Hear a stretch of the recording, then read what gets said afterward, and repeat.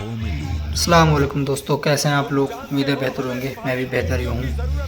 اور میں نے اپنی جو پچھلی جتنی بھی ویڈیو بنائی ہیں قوم عاد پہ، قوم سمود پہ، کتنے طاقتور لوگ تھے اور کیسے وہ لوگ تھے، ان پہ ریئیکشن دیا ہے۔ ان پہ مجھے زیادہ ویوز تو نہیں آئے، لیکن میں نے وہ ایک سیریز سی چلائی ہے کہ مجھے ابھی قوموں کے اوپر بنانا ہے۔ قوم عاد کیسی تھی، قوم لوط کیسی تھی۔ اب ہم جس پہ ویڈیو بنائیں گے، وہ آج جس پہ ہم ریئیکشن دیں گے وہ ہے قوم لوط، کہ اس قوم کے ساتھ کیا ہوا تھا اور ان میں کیسی بدکاری آ گئی تھی، اور اللہ تعالیٰ نے انہیں کیسے ہلاک کیا، اور حضرت لوط علیہ السلام نے ان کو کیا ہدایتیں دی تھی، لیکن ان لوگوں نے اس بات کو جھٹلا دیا۔ آئیے دیکھتے ہیں اس ویڈیو کو۔ قوم لوط۔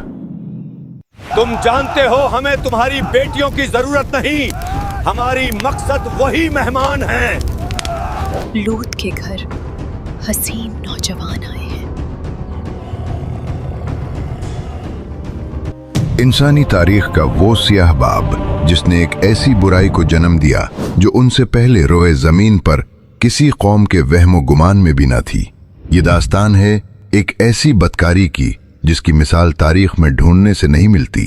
آخر اس قوم نے ایسا کیا جرم کیا تھا، اور پھر قدرت نے ان کا کیا لرزہ خیز انجام کیا۔ یہ کہانی شروع ہوتی ہے عراق کے قدیم شہر اور سے، جہاں حضرت لوط علیہ السلام کی ولادت ہوئی۔ آپ حضرت ابراہیم علیہ السلام کے بھتیجے تھے، اور ان کے والد ہارون اپنے وقت کے عظیم پیغمبر کے سگے بھائی تھے۔ بچپن ہی میں یتیمی کا سایہ سر پر پڑا تو حضرت ابراہیم نے آپ کو بیٹے کی طرح پالا۔ آپ ہی وہ خوش نصیب تھے جو سب سے پہلے ابراہیم پر ایمان لائے۔ اللہ نے آپ کو نبوت کا تاج پہنایا اور اہل سدوم کی ہدایت کے لیے منتخب کیا۔ آپ کی دعا میں وہ اثر تھا کہ آسمان بادلوں سے بھر جاتا اور خشک زمین سیراب ہو جاتی۔ معجزہ یہ تھا کہ جس پتھر پر آپ سر رکھ کر سوتے، وہ موم کی طرح آپ کے سر مبارک کا نقش لے لیتا۔ سدوم، وہ علاقہ جہاں حضرت لوط بھیجے گئے، یہ 5 شہروں کا مجموعہ تھا۔ ہر شہر میں 1 لاکھ سے زائد نفوس آباد تھے۔ اردن، شام اور اسرائیل کے سنگم پر واقع یہ وادی قدرت کا حسین شاہکار تھی۔ حد نگاہ تک پھیلے سرسبز کھیت، لہلہاتے باغات اور اناج کی فراوانی۔ یہ خطہ اتنا زرخیز تھا کہ ارد گرد کی بستیوں کے لوگ اپنی غذائی ضروریات کے لیے یہیں کا رخ کرتے تھے، لیکن یہی خوشحالی ان کی بربادی کا سبب بن گئی۔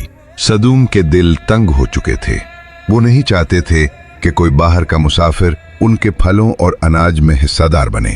وہ اسی سوچ میں گم تھے کہ ابلیس ایک بزرگ کے روپ میں ان کی محفل میں نمودار ہوا اور کہا، اگر ان لوگوں سے جان چرانا چاہتے ہو تو میری مانو۔ اگلے ہی روز شیطان ایک انتہائی خوبصورت لڑکے کے روپ میں آیا اور انہیں ایک ایسا گھناؤنا عمل سکھایا جو فطرت کے خلاف تھا۔ اس نے بہکایا کہ جو بھی اجنبی تمہاری بستی میں آئے، اس کے ساتھ اپنی خواہش پوری کرو، وہ خود ہی آنا چھوڑ دیں گے۔ دیکھتے ہی دیکھتے یہ بدفعلی ان کا دستور بن گئی۔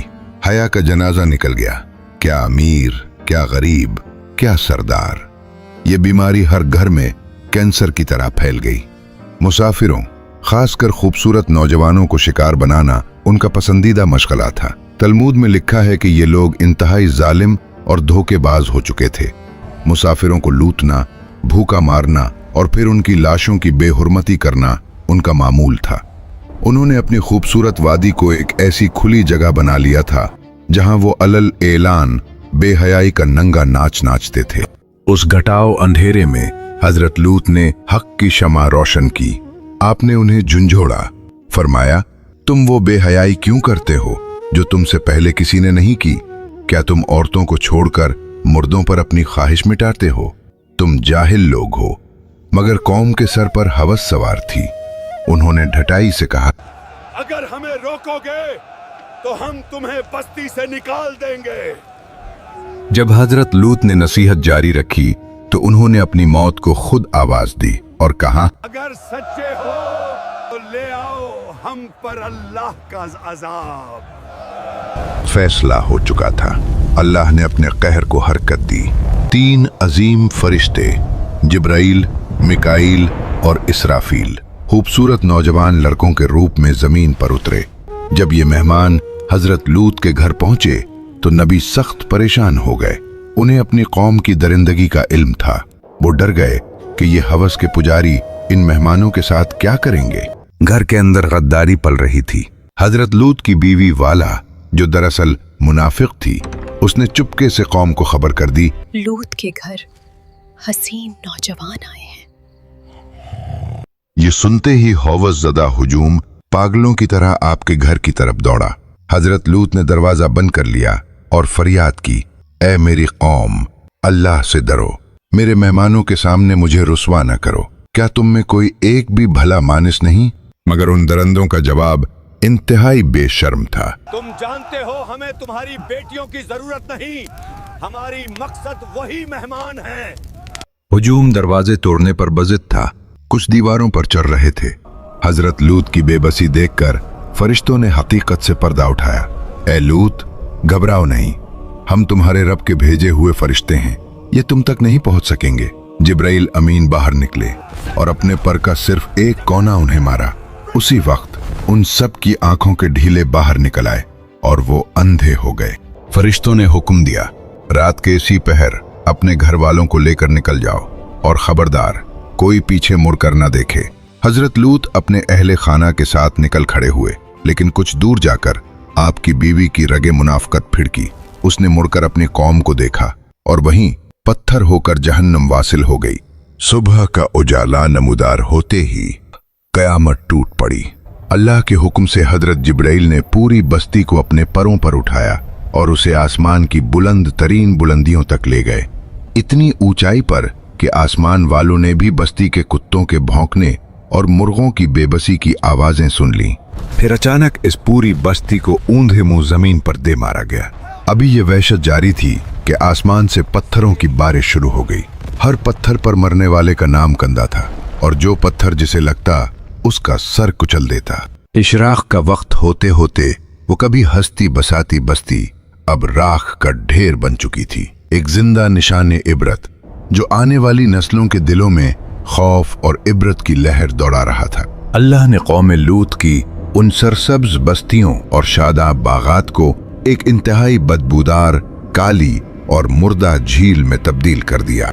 आज ये जगह दुनिया बहरा मुर्दार या डेड सी के नाम से जानी जाती है। ये वही मकाम है जो इसराइल और उर्दुन के दरमियान वाक़ है। इसके पानी में नमकियात का तनासुब इतना ज्यादा है कि रोए जमीन का कोई जानवर, मछली या मेंढक भी इसमें जिंदा नहीं रह सकता। ये पानी जिंदगी बख्शता नहीं बल्कि जिंदगी छीन लेता है। हर कतरा, हर लहर मौत की खामोश सरसराहट लिए हुए है। जदीद साइंस और माहिरीन आसार कदीमा ने जब 10 सालों की तवील तहकीक और जुस्तजू के बाद इस तबाहशुदा शहर को दरियाफ्त किया तो उनकी आंखें फटी की फटी रह गईं। तहकीकात ने तस्दीक की कि यहाँ जिंदगी किसी बीमारी या कहत से आहिस्ता आहिस्ता खत्म नहीं हुई थी बल्कि अचानक खत्म हुई थी। खंडरात बताते हैं कि जब अजाब आया, लोग अपने रोजमर्रा के कामों में मसरूफ थे। किसी के हाथ में नवाला था तो कोई बाजार में सौदा कर रहा था और फिर एक ही झटके में सब कुछ खत्म हो गया। वो लोग जिन्हें पत्थर बना दिया गया था, उनके बुतनुमा अजसाम आज भी बहरा मुर्दार के आसपास पाए जाते हैं, जो ता क़यामत आने वालों के लिए खामोश इबरत हैं। तारीख़ खुद को दोहराती है। आज जब हम 21वीं सदी के रोशन ख्याल दौर में देखते हैं तो वही तारीकी दोबारा सर उठा रही है।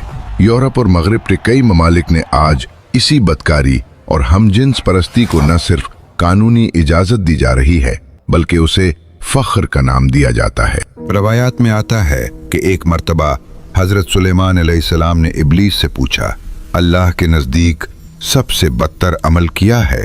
तो शैतान ने जवाब दिया, जब मर्द मर्द से बदफाली करे और औरत औरत से अपनी ख्वाहिश पूरी करे। और कायनात के सबसे सच्चे इंसान हजरत मोहम्मद मुस्तफ़ा सल्लल्लाहु अलैहि वसल्लम ने वाज़े अल्फाज में फरमाया, इस शख्स पर अल्लाह की लानत हो जो कौम लूत वाला अमल करे। सदूम के खंडरात आज भी पुकार पुकार कर कह रहे हैं कि अल्लाह की पकड़ बहुत सख्त है। क्या हम इबरत पकड़ेंगे या फिर किसी नए अजाब का इंतजार करेंगे? तारीख सिर्फ कहानी नहीं, एक वार्निंग है। क्या हमें भी आज वही रास्ता नजर आता है? अपनी राय कमेंट्स में लिखें। आपकी एक बात किसी की सोच बदल सकती है। अगर ये पैगाम दिल तक पहुंचा हो तो शेयर करें और सच की इस आवाज का साथ देने के लिए अभी सब्सक्राइब करें। तो कैसी लगी वीडियो आप लोगों को? जो हमने ये कौम लूत पे रिएक्शन दिया है, इसका देना भी बहुत ज़रूरी था, क्योंकि आजकल ये बहुत ही ज़्यादा आम हो गया है दुनिया में। और मिलते हैं नेक्स्ट वीडियो में। ऐसी वीडियो के लिए हमारे चैनल को सब्सक्राइब करें, वीडियो को लाइक शेयर कमेंट करें। मिलते हैं नेक्स्ट वीडियो में, तब तक के लिए अल्लाह हाफिज़।